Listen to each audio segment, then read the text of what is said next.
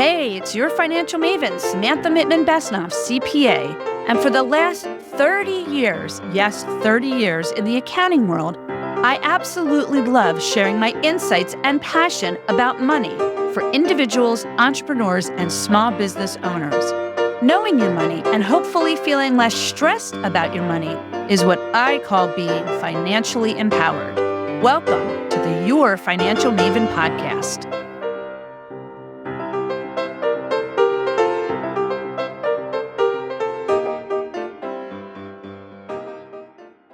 Welcome to the latest episode of Your Financial Maven. Today, I have with me Paul Craan, who is an author of 2 books, How to Be Financially Free and Go From Boring to Brilliant. He has been helping professionals for the past 15 years improve their presentation skills, and he also helps his clients live financially stress-free lives. I think you're currently living in the Dominican Republic, correct? Oh, yes, I am. I I'm love living that. here in a beautiful island. Oh, It's great. I'm jealous. I'm jealous, actually. In fact, I think my older son, when he was in college, one of his swim teammates was from the Dominican Republic. So I was like, Nice. let's go visit. I love that. I love that you are living your financial free life. You have a passion for helping others grow professionally, personally, and of course, financially, and that you're a futurist and you believe that the future is filled with all kinds of possibilities. So, Paul, welcome to Your Financial Maven. Oh my God. Thank you so much for having me, Samantha. I feel honored to be part of the show here to be able to speak to your guests and connect with your audience here. Yeah, I love it. Hopefully I can come up with some practical things that would help them, live a little freer when it comes to financial. I tell people, hey, the first thing I tell people when it comes to financial, look, relax, take a deep breath. Agree. Absolutely. Okay. No, I think this is great. I think having you on here, having to talk about this, I think is really good for my listeners, both from a personal and in their professional, right? I talk to both, individuals and small businesses, and I think it's important to talk about this. But before I get into kind of the questions I want to ask you, I always like to ask my guests, what is money? Oh, I like that question. What is money? I think money is just the gas tank, the gas that goes in the gas tank. Yeah, Okay? yeah, I like that. A lot of people think money is the car, is the thing. No, it's just the gas that goes in the tank of your life that allows you to do and go certain places. Yeah. So the more gas you have, the farther you can go. Pretty much how it goes. Absolutely. Wow, that's the first time I've ever heard that analogy. I think it's awesome. Yeah. But a lot of people, this is another, focus on the analogy is that, okay, you may not have a lot of gas, but you still have places that you could go with the gas that you do have. Very true. Okay? No, I very good point on that. I think, when you get close to empty, that might be a little concerning, Yes, but that might be a little bit concerning, but right. I tell people, look, I said, and another thing that's very important is to focus on just being happy with what you have. Being happy with what you have in pursuit of what you want. This is from Jim Rohn. Oh. And it's, and the key is, I said, look, if you're not happy in your living room, you're not going to be happy in Italy. You're not going to be happy in Spain.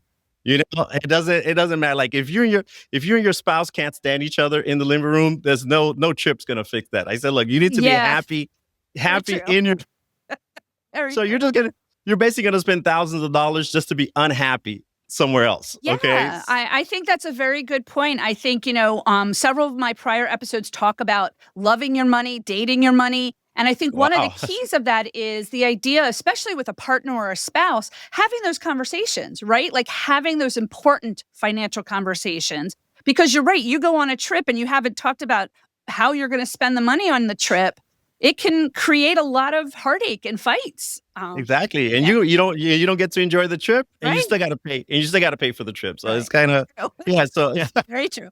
Even with trip insurance, you're still gonna have to pay for things if you decide. Yeah. But no, I had you on here today because I really want to hear about how you kind of got started with your book, How to Be Financially Free. Kind of what inspired you and what you work with on your clients to help them feel that.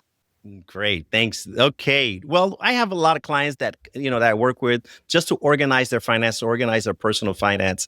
And a lot of people have, different mindsets. They tell me, hey, I want to be rich. And I said, okay. And I say, wait. I say, hey, rich I said, okay, let's focus on being 100 air, then 1,000 air. Okay. Yeah. Then let's get to the millionaire. Because everybody thinks that they can skip those parts. They can skip those digits. Right. And I said, You can't so skip those digits. exactly. You can't skip those digits. So I kind of focus on it and I let them know. I say, hey, look, if you can focus on cash flow, just go ahead and decide on how much money you're going to need monthly. All right. Look, if you have a business that you invested $200,000 in and it brings in, let's say, $10,000 a month, and that's a great business. Yeah. And, Definitely. exactly. And I said, look, but you don't need to have $2 million to get that same 10,000. So we just try to find a way to get that cash flow because, getting the 2 million to bring you to 10,000, or let's say if we can do something else, buy a business or something that can bring you that same $10,000 a month. So it's kind of the mentality that I like people to think about is, look, it's not the amount that counts, is what you do with what you have. That's kind of like what's the most important thing that you got to focus on. I think that is so true and to the point. And you're right. If you're still bringing in $10,000 a month, right? Like you could be doing 200,000 or 2 million, but if you're still doing that and you want to grow, then you've got to figure out how to grow beyond that 10,000. Exactly. It's a great mindset.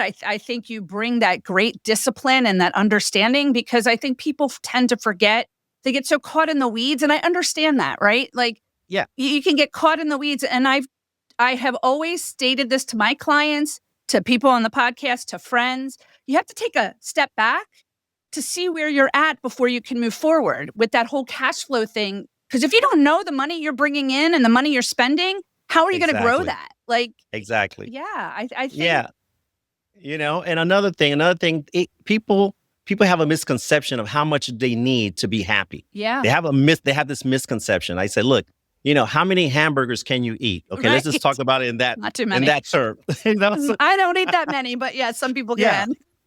So I'm thinking, how many shoes do you need? I kind of have to explain to them. I said, look, I'm not telling you don't buy shoes, don't go out to restaurants, don't do any of the things. Look, I'm just saying, okay, you can do those things, but you can also save money too. Yeah. It's not like one or the other, I said, and I always tell them, look, there are two things in life to make yourself financially free, financially happy is you need to spend some and you need to save some. If you can do those two things, you're okay. Okay. Because if you spend it all today, you're not going to be happy tomorrow. You're right. Okay. You're right. But if you save it all today, you're not going to be happy today. You're going to be miserable. So I said, look, we need to try to find a balance and try to do both.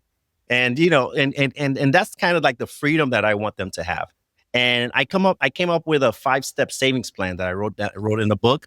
And this is for people that can't save, that don't have this habit of saving. And this was me. I couldn't save. I tried everything. I tried to save money, and my car breaks down next month, and then I have to go into my my emergency fund and spend that and do all this.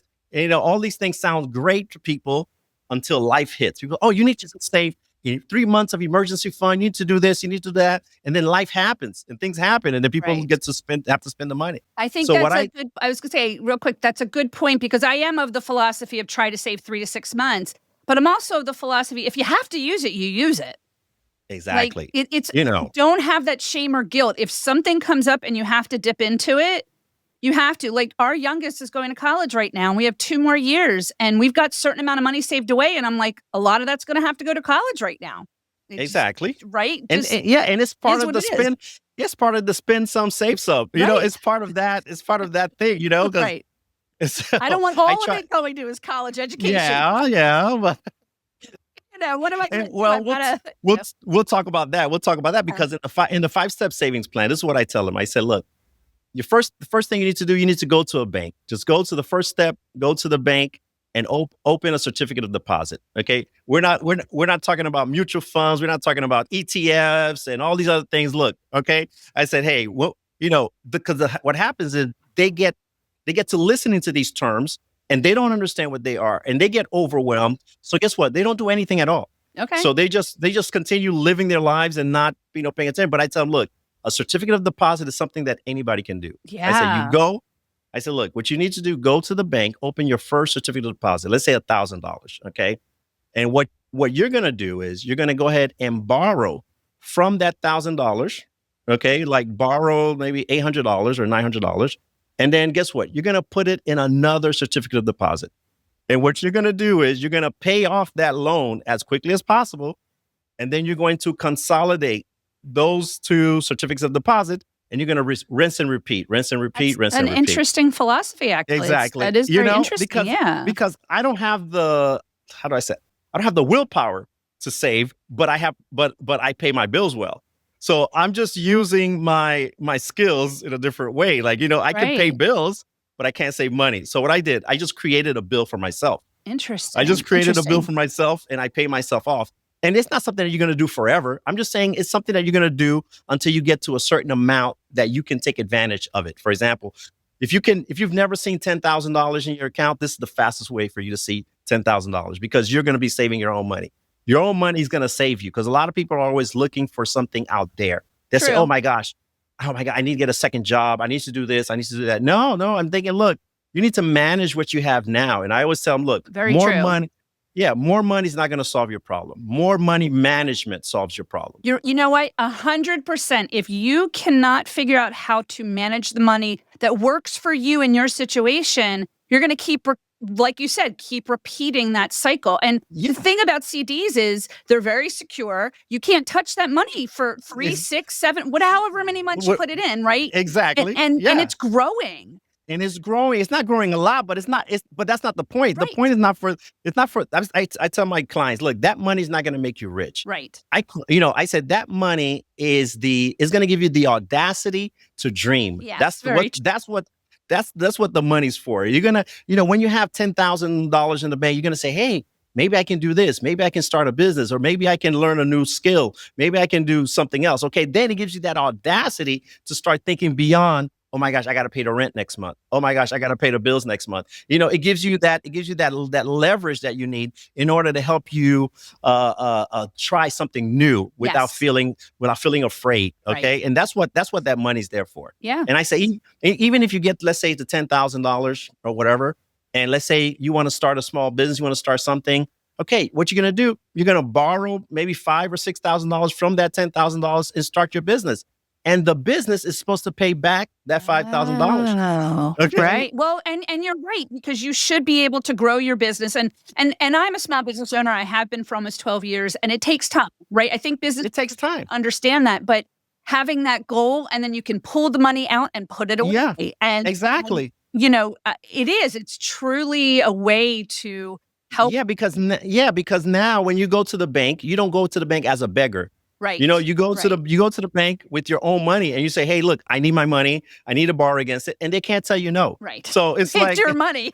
It's your money. Okay. Very true. Exactly. So you feel more confident going to the bank. Then guess what? You start having conversations with people about investments. And for example, I tell people, look, if you don't have $100,000 in the bank, you are costing the bank money. Okay. And then it's interesting. Yeah, because like they really don't want to deal with you. But when you get to a certain amount, people are going to start calling you. Hey, we have this investment that's going. We have these bonds that are this amount, and you can start getting all these different calls, because then you can go to Charles Schwab, you can go to the other places. Then you can start playing with the big boys, because then you have enough money saved up. Charlie Munger with Warren Buffett. Okay. Charlie Munger. Okay. He died a couple of years ago. I was going to say, I thought he had passed away. Yeah, he passed away. And he used to have a phrase. He said, look, the first $100,000 is the hardest. He said, but you need to do whatever you can to get to that $100,000. Whatever you do. He says, if you need to cut out all non-essentials, whatever you need to do to get to that first $100,000. And this is kind of like my idea of doing whatever is necessary to get to that amount. But I think each person, it depends, right? This isn't a set of you do this, this, and this, and everyone falls under the same path. I think depending on where you're at, right? It depends on where you're at, but it's just like a starting point. It's just something that you can begin with, that you can do next week, you can do tomorrow, and it's just to change your mindset. As soon as you put that first $1,000, $5,000, whatever amount that you can put in, the first time you do that, your brain automatically changes from, hey, we're not spending now, we're saving. Right. Okay. Because you can't touch that money right away. Yeah, you can't touch it. So your brain just goes into Exactly. Your brain just go into this mode that says, hey, okay, we are in savings mode. We're not in spending mode. And then guess what? You start saying no to certain little things that you wouldn't normally say no to. And then you'll be at the supermarket. You say, oh, no, I really don't want to buy the kiwi this week. I don't really need kiwi right now. And then you can buy something else. And then all of these things start aligning for you to be able to pay back that loan, of course, and for you to start saving your own money, because it's different. It is different. When you have $2,000 and then you have 4,000 or 3,000. Right. And so you don't want to lose that 3,000 because it motivates you. Yeah. It gives you something to think about. Say, hey, maybe if I can do this, I can get more money. All these things start happening in your mind. You start changing your mindset just because you started saving money. And it's fun. It is and that's fun. What I tell people. Money, I think that's the thing. Money, talking about money, investing money, saving money can be fun. I mean, I've been a CPA for a very long time, been in the accounting world. I know how people feel about talking about money. When you talk to them about money, right, the eyes glaze over, that kind of thing. But I think it can be fun because you're watching it grow. And you're also saying, I know what I'm going to do with that money, or I know what the plan is for that money. And I think that's important where you talk about the cash flow is a lot of it is planning, right? You have to take the time to plan because you need to know that, like, if I put $1,000 away in a CD, I'm not touching that for 3, 6, 7, 8, 9, 10, however many months you put it away.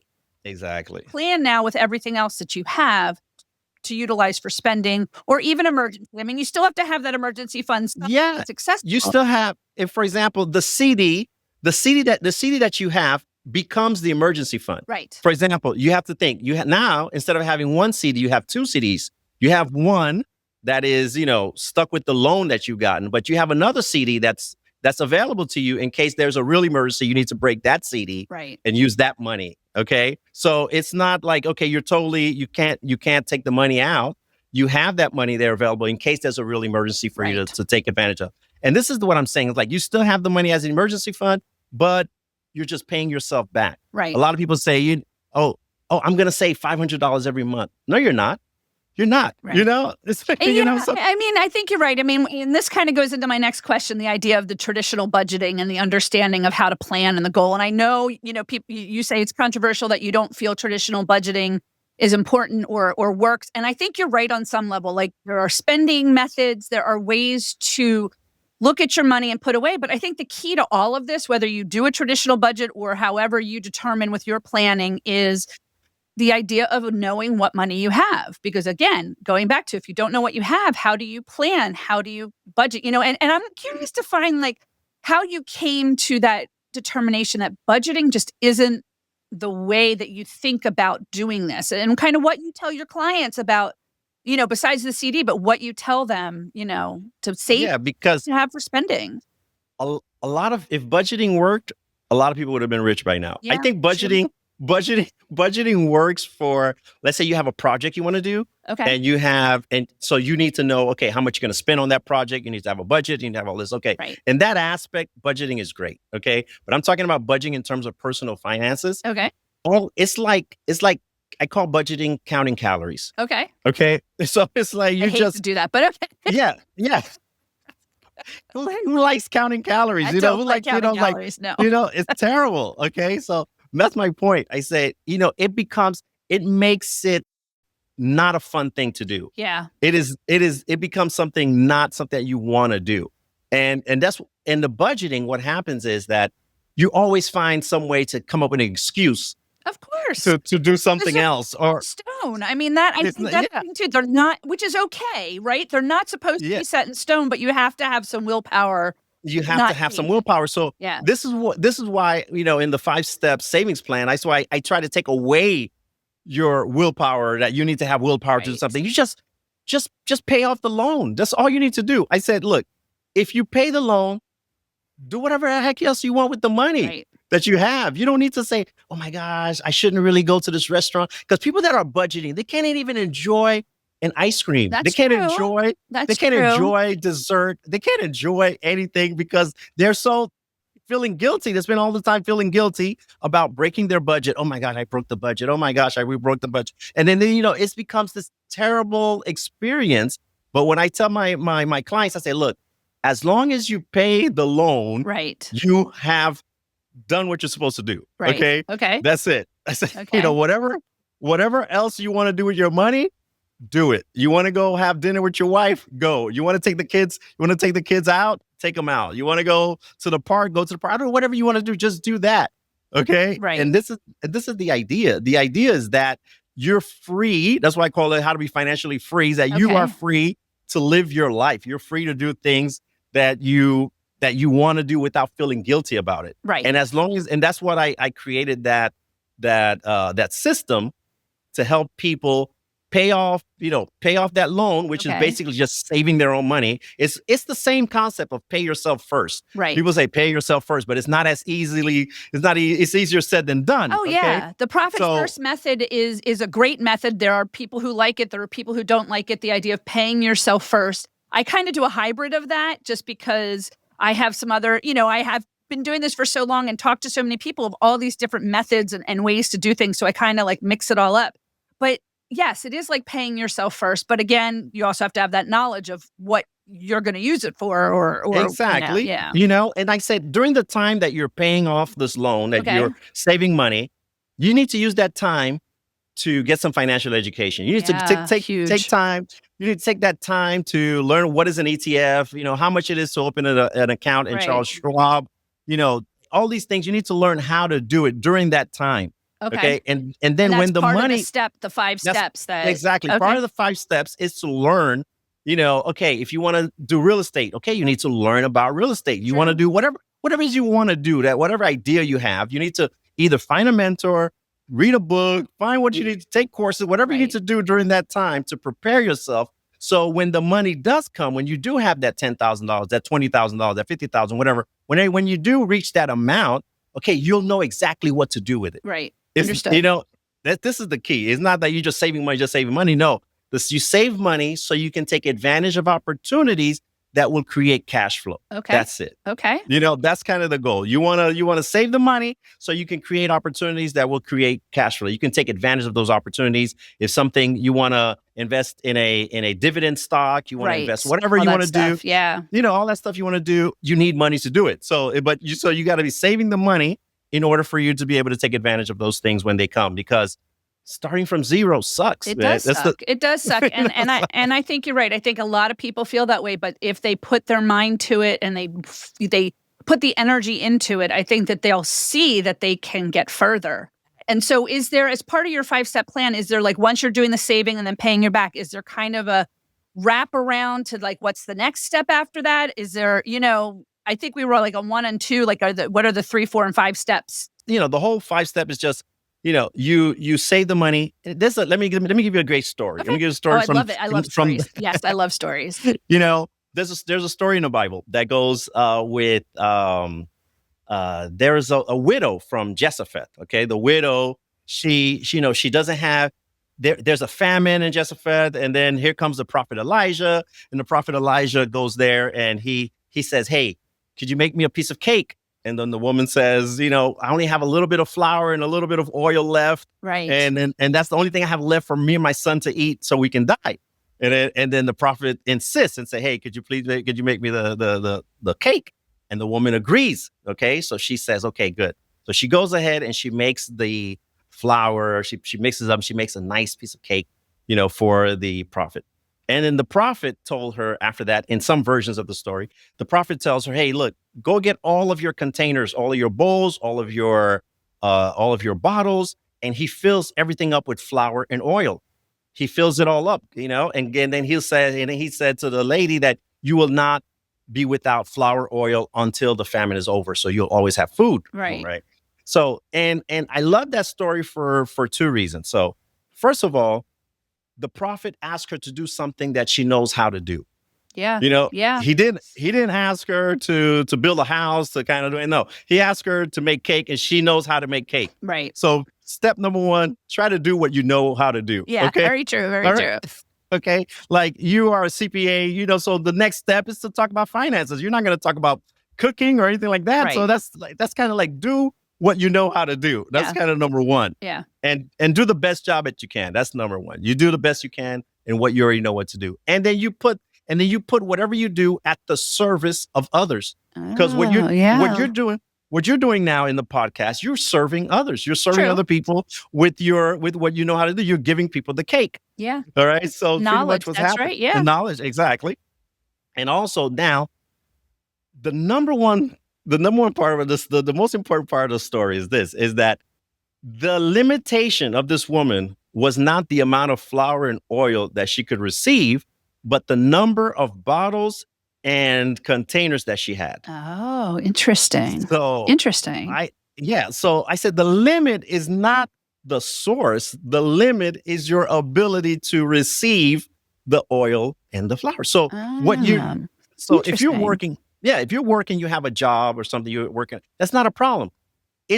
I explain to my clients when they come, I say, look, you need to think about that job as a container. Okay. That's your container. Okay. And then your container gets filled every month with a certain amount. Okay. And guess what?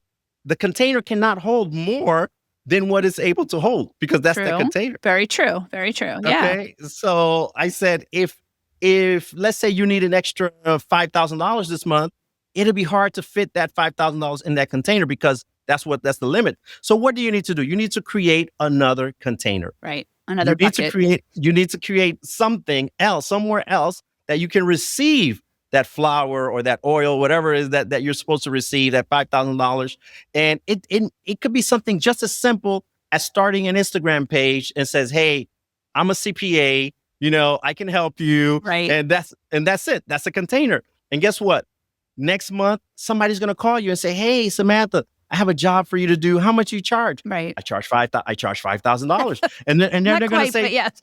Exactly. But they're going to say, it's my point. My point is that they're going to say, understood. So it's easier for God to be able to send you the money, because it's like God wants to give us the money, but he doesn't have anywhere to deposit it. He doesn't have anywhere to put it. He doesn't have any way to send it to you, because you haven't created the containers and the bottles to receive that whatever he's going to do. So I think during the 5-step savings plan, you need to start thinking about what containers can you create. Okay. You need to start thinking about, how can I create some containers so I can receive whatever it is I'm supposed to receive. Okay. Or whatever it is I want to receive. Because, it's like, if you have a job, I don't have anything wrong. There's nothing wrong with the job. You can have a job, save money, and become a millionaire. That's not something impossible. But what I'm saying is that there's a limit to how much you can get paid. If you get paid $5,000 a month, and then you ask God for an extra $2,000, and next month you get $7,000 on your paycheck, you have a lot to explain to the finance department. Okay. Right. As long as the taxes are being taken out properly, I think you'll be okay. I think you'll be okay. But it's just, it's not going to magically happen when 1 month. You have to work. You have to work at it. And I think that's an interesting thing, talking about this, is that mindset is what do you see in your clients as you're talking about this, that mindset set shift? Is it all the same? Do all of your clients have that same shift, or do you see that light bulb go off? Sometimes it takes time for people to trust what I'm saying, because they think, sometimes they think I'm crazy. And I tell them, hey, I would say, I don't think it's crazy. I think it's another way to look at your money. I think it's another way to look at the opportunities that are out there for your money to grow. And of course, in now a lot of people are looking for safer stability in the growth of their money, right? The stock market has been going up and down and not been doing great, up and down.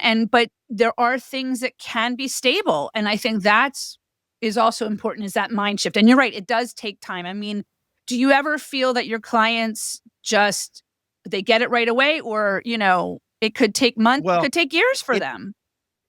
I think it happens after they see an amount in their account that they've never seen before. Right. When that happens, that's when they say, oh my God, this could work. Yeah. When it gets to an amount like they've never seen, some people have never seen $10,000 in their account. And then when they see that, oh my gosh, I have $10,000 in my account and all my bills are paid and I don't have to do anything and it's there. Yeah. And I don't, so I don't have to worry. And it's that feeling, that moment, that's the moment that they feel, oh my God, I can do anything. Right. They have that mentality that I can do anything after that. But you bring up that good point though, that idea of the stress of it. There were some lean times for my husband and I over the years. And when COVID hit, I don't know what it was, but and maybe it's because, I still worked during COVID as a CPA. It was still tax season. I didn't have a choice. Like, nothing the shut government down didn't shut for down. me, right? The government didn't shut down. Nothing shut down, even during the 2 weeks of shutdown initially, nothing shut down. But I realized that, we weren't going out. There were things we weren't doing. So I started to take some of that money and putting it away. And that feeling of now, and 5 years later, I'm still analyzing my cash flow for the month and saying, what am I bringing in? What do I have extra? What can I put away? In fact, we did some CDs last year to kind of have a little bit of not to touch that money because of college and other things. House repairs, things like that. And then, of course, when the money came due, we did take it all out, but then I put some of it away into my son's college account because, we have to pay for his college. Yeah, of course. It's not going to go away. And trying to figure out, there's still stress. I think that you don't ever get away from money stress to a degree, but I think there's a way to manage that and have feeling. Yes. I think the stress, I said that we have two kind of stress when we're talking about money. There's stress that you're trying to get away from something. And there's a stress when you're trying to get into something. Yeah. For example, paying for your child's, college tuition, you're trying to get into something. You're trying to create something. You're doing something with that money. That's a different kind of stress. But, yes, it's a different. It's a lot of money stress. It's a lot of money stress, but it's a different kind of stress. Yes, okay. It is. But if you own money on, I don't know, on a car that's not doing well, whatever, that's another kind of stress. It's bad stress.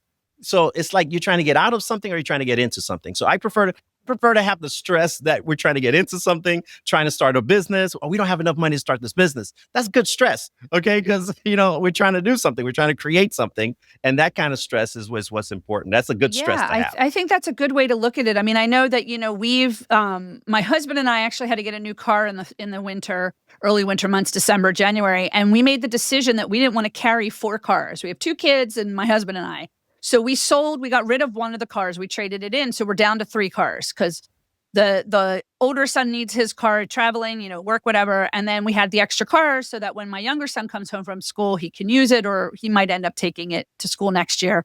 But it's an interesting concept of while we have that car payment, right? A little bit more than maybe we wanted to spend. But I was like, if we're going to share a car, I want to get myself as top of the line of a type of car so that we can have that ability to shift on and off of who's driving, whatever. I love it. Right? I love it because, Yeah.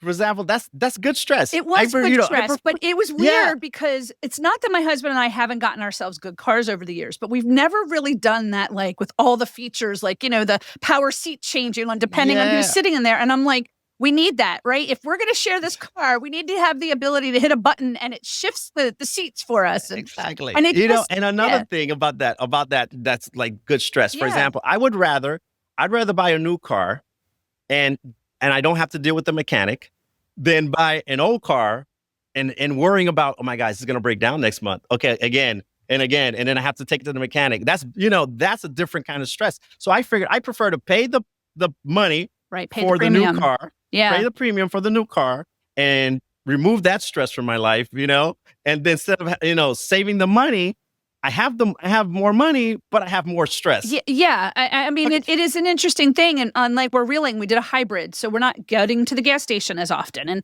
we're both working from home. So we're not driving the car that often anyway.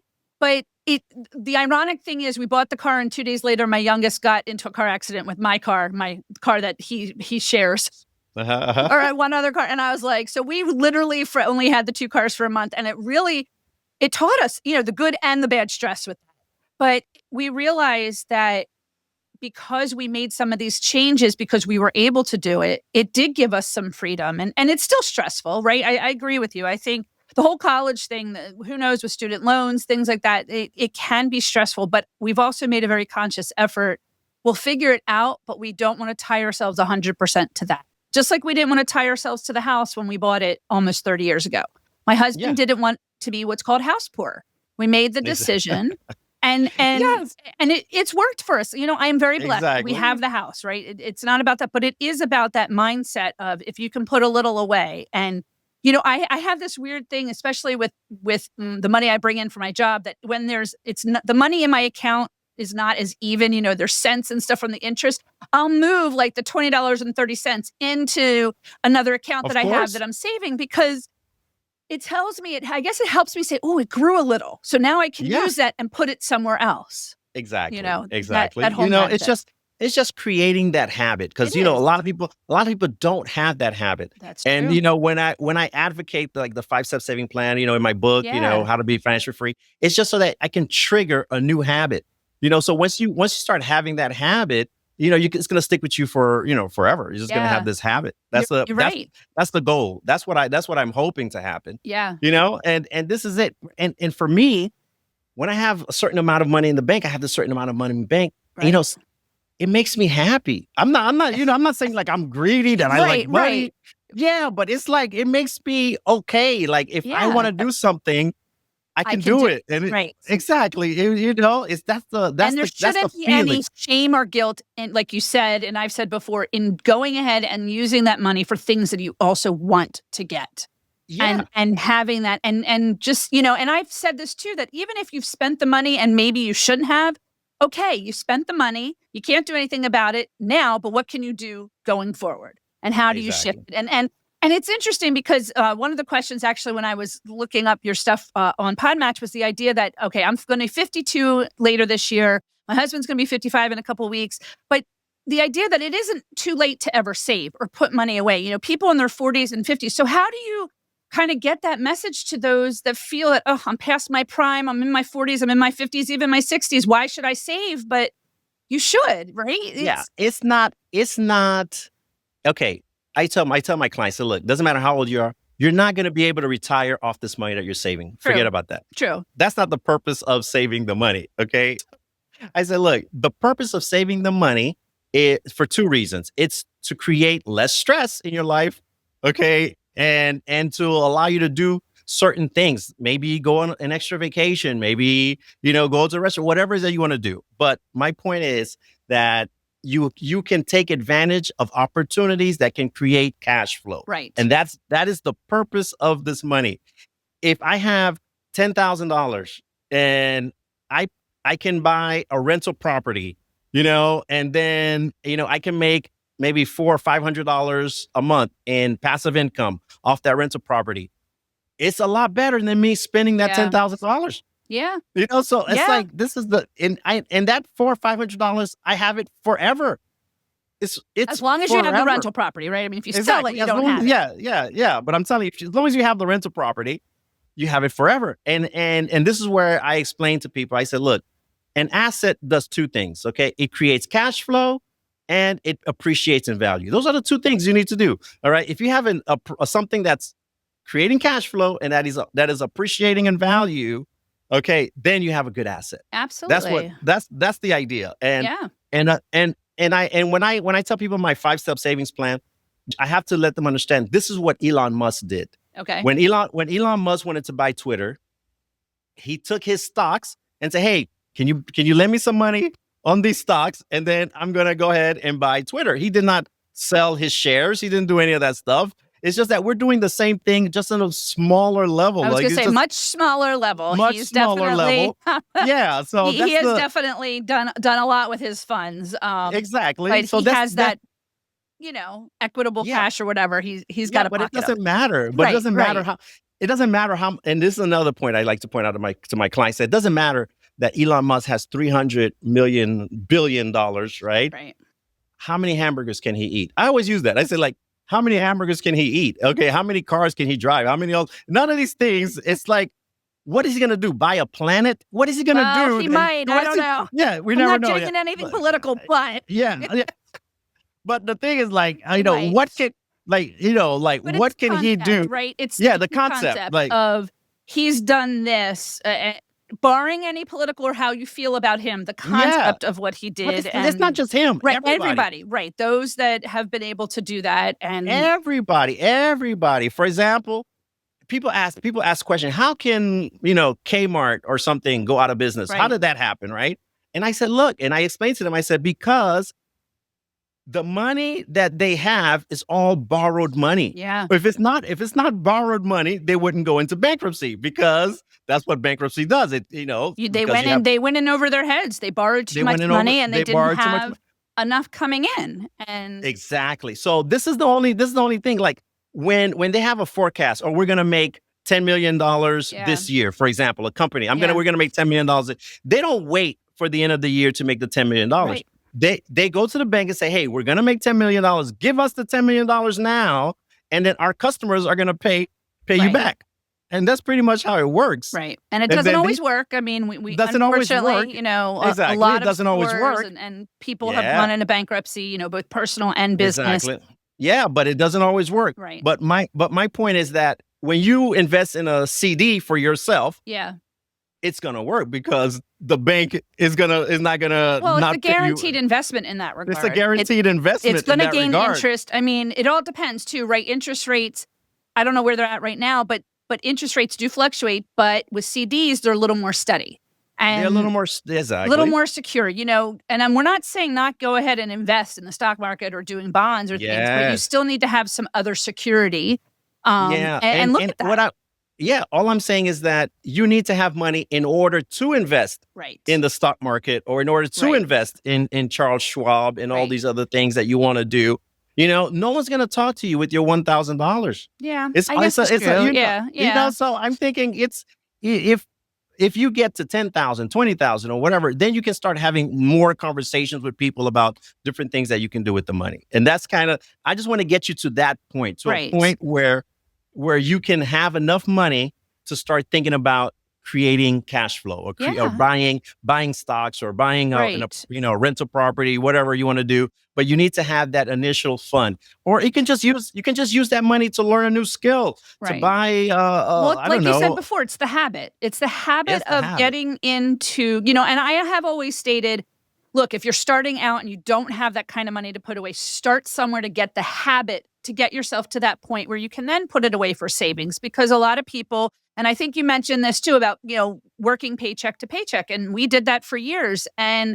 But again, starting to try to still put money away. And now we're at a point where I also am of the philosophy that your checking account that you use for paying bills shouldn't have thousands and thousands and thousands of dollars in it. You should have in it on a month-to-month basis what you need to spend on bills, and a little extra for that, because you're going out, whatever. But everything else because it's not earning anything in that checking account like it could be elsewhere, right? And it's so easy to use up. Yeah. And it's so easy because, Well, yes, it is. There's a philosophy for teaching kids, the save, spend, give method.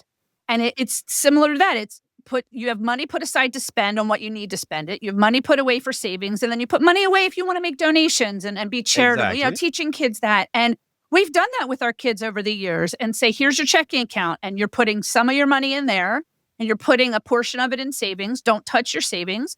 And I said the word budget, but really plan with your money. And if you use it all. I like that word better. Plan with your money. Yeah. And if you use it, guess what? Mom's not coming to help you. You have I mean, granted, my younger son did blow through a lot of his money, but you know what? He's working, he's trying, but it's the concept of that. And it's really, even for adults, it's saving and spending. And of course, when you're saving, you can put some money towards charitable. I mean, there's nothing wrong with that.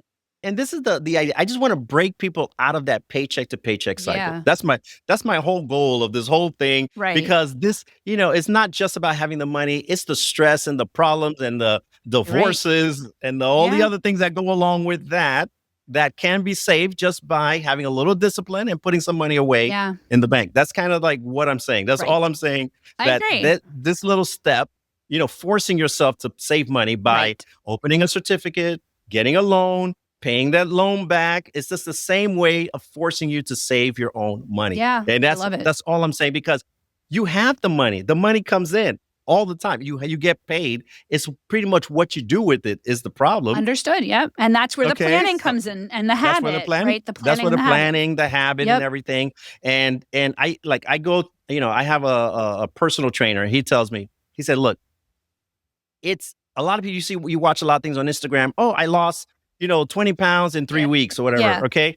All right. That's not going to last. And he tells me, look, it's better to lose 3 pounds a month And in 10 months, you've lost 30 pounds. Right. But not that you've lost 30 pounds, but you've gained the habit. Yes. And this is what he told 100%. me. Yes. He said, like, in those 10 months, you have gained the habit of eating right, exercising, going to the gym. You've gained that habit that's going to make it last and stay off. And it is hard, right? Because it's okay if you take a step back. It's always 2 steps forward, 1 step back. Exactly. And then you just have to take that step and go, okay, how do I get back on and do that and get into but the problem is that we're so focused on, I need to lose 25 pounds, right? But we don't get excited when we lose 3 pounds. Right. You're right. This is the thing. This is what I'm saying. Like, those 3 pounds are going to add up in 10 months they're to be just as important as the 30 pounds you get. Exactly. And you're right. It's getting into that mindset, and even with your money, it's okay to falter, but you have to take that position of, okay, what did I do now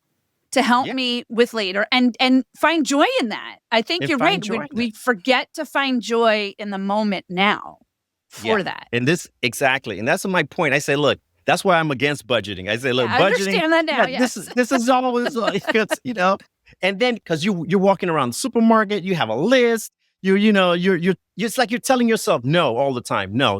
Well, we have the list only because we'll forget what we probably need. So my husband does most of the grocery shopping, and we used to, I'm not kidding you.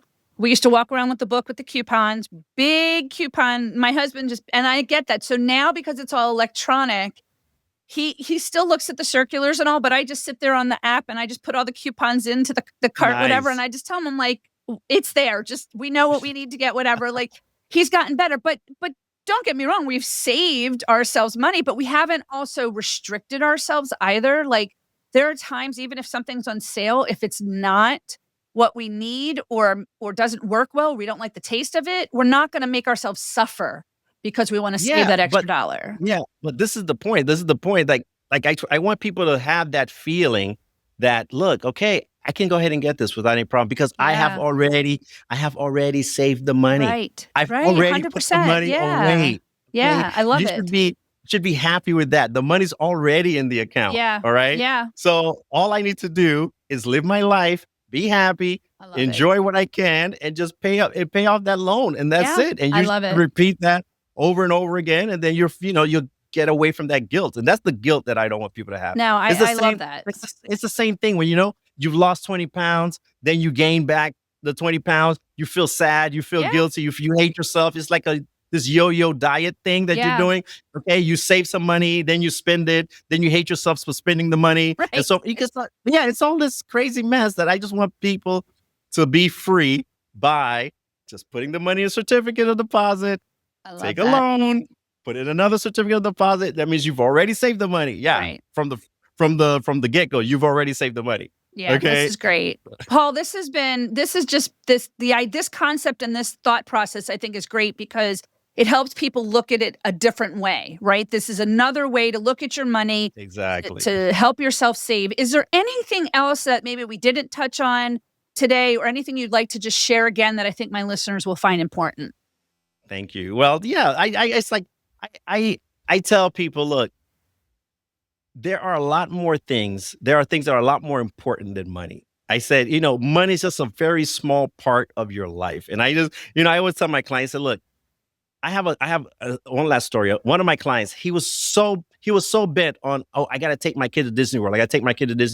I need to save up this money. I need to do this. And I said, look, I told him, this is what you're going to do. You're going to go to a toy store. You're going to spend $5. You're going to buy a toy, and you're going to spend 20 minutes playing with your child. That's what you're going to do. And I told him, I said, that's what you need to do. All right. And you need to focus on spending quality time with your child now, and you don't need to wait to go to Disney World to create some big thing. And then I'm sure the child's not even going to remember that. Right. He's going to remember the 20 minutes that you came home from work, that you decided you didn't want to go on the television, you didn't want to go on Instagram, you didn't want to do anything. Very true.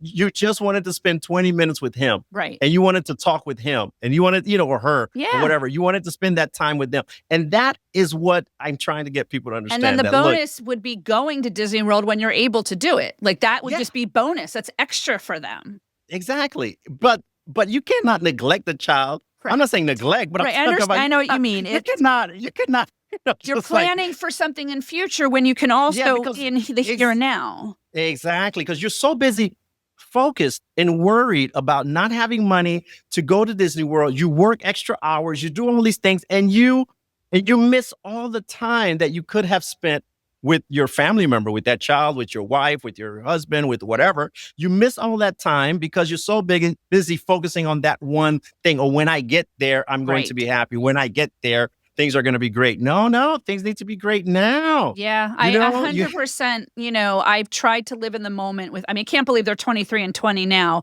but I have tried to live in the moment with them every single and time I could. And and and they grow so fast. They they grow do. so yeah, it's so They quick. definitely do.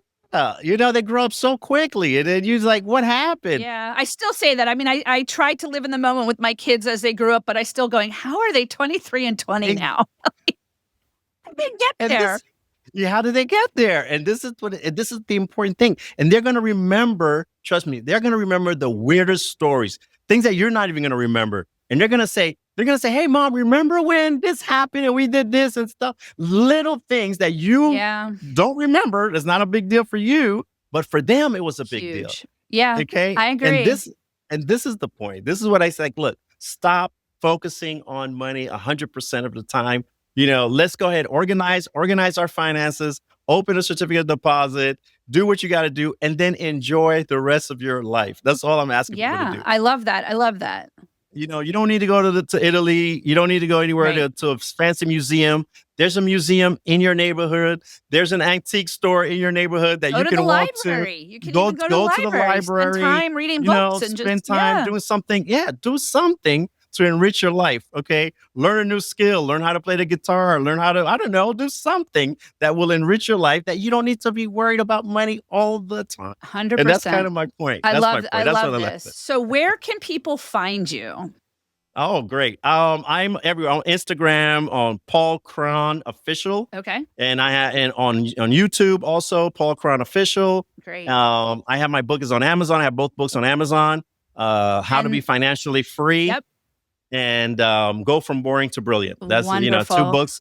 Yeah, two books on And Amazon. I'll That's have yeah. all that in the podcast show notes for my listeners. They Yeah, can and I would definitely love check it out. and I would love to listen to everybody who has questions. Send me an Oh, email. yes, Send me definitely. anything. I would love to hear it. I would love anybody has questions. I would love to try to help Definitely. I any will way I leave your can. email address there too. People will hopefully get in touch with you. But Paul, thank you so much for joining me on Your Financial Maven. Oh It my has goodness. been a pleasure.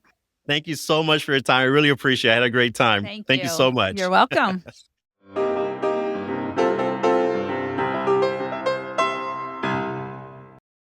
Follow, like, and subscribe to Your Financial Maven wherever you listen to your podcasts. And make sure that you leave your money stories or questions for me at www.yourfinancialmavenpodcast.com. I cannot wait to hear what you have to say about money. The purpose of this podcast is to provide general information on the subjects discussed. It is for educational, informational, and entertainment purposes only. It is not meant to resolve your specific financial needs or situations. Please consult with your CPA, tax, or financial professionals. Your Financial Maven is hosted and produced by Samantha M. Besnoff, CPA, and Your Financial Maven, LLC. Editing is done by Chris Zarnock of KM Zen Creative. Music is written, composed, and performed by Daniel Shore.